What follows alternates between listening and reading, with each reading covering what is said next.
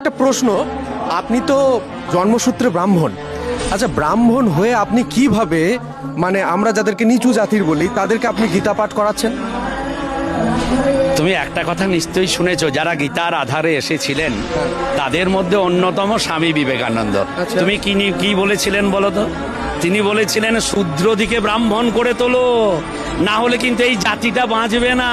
স্বামীজির প্রচার করে বেড়ায়, তার কথা বলে বেড়ায়, কিন্তু নিজের আচরণে তাকে কে কজন লালন পালন করিব না। আপনি কি ডোমে ছেলেকেও গীতা পাঠ শেখান? এখানে দেখো আপনি না। কি শুনেছি আপনার নামে অ্যালিগেশন আছে?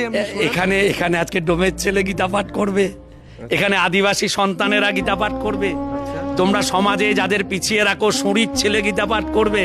শুধু দেখে যাও, গীতা আগামী দিন প্রত্যেকটি মানুষের হাতে গীতা পৌঁছে যাবে। মানে আদিবাসী ছেলে সেও গীতা পাঠ করছে, আমাকে দেখাবেন? হ্যাঁ, এই তো আদিবাসী ছেলেরা, দেখো। তোমার নাম কি?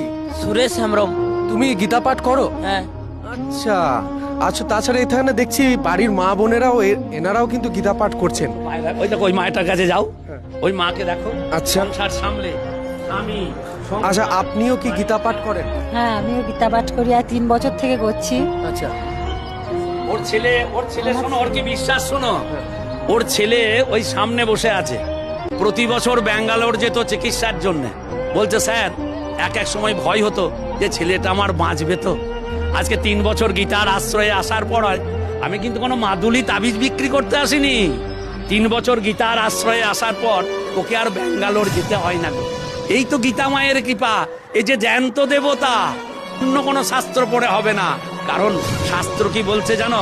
অনন্ত শাস্ত্রং বহু বেদিতব্যং স্বল্পস্য কাল বহুবস্য বিঘিনা ইয়াত সারভূতম তদুপাসিতব্যং হংসজাতা ক্ষীরম মিম্বাম্ব মিশ্রম।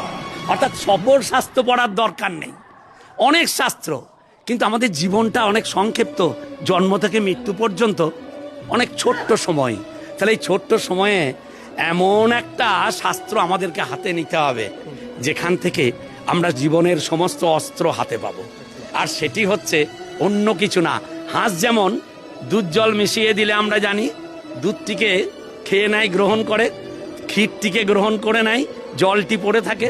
আমাদেরও তেমনি বহু শাস্ত্রের মধ্য থেকেই সকল শাস্ত্রের সার, সেই বেদ বেদান্ত উপনিষদ, সেখান তার ব্রহ্মসূত্র, সকল শাস্ত্রের সার শ্রীমদ্ ভগবদ গীতাটি আমরা যদি আমাদের জীবনে, মানে আপনি বলতে চাইছেন যে সবার গীতা পড়ার অধিকার আছে? সবার অধিকার আছে, মানে পড়া উচিত। অধিকার বলে শুধু নয়, অধিকার নয়, কর্তব্য।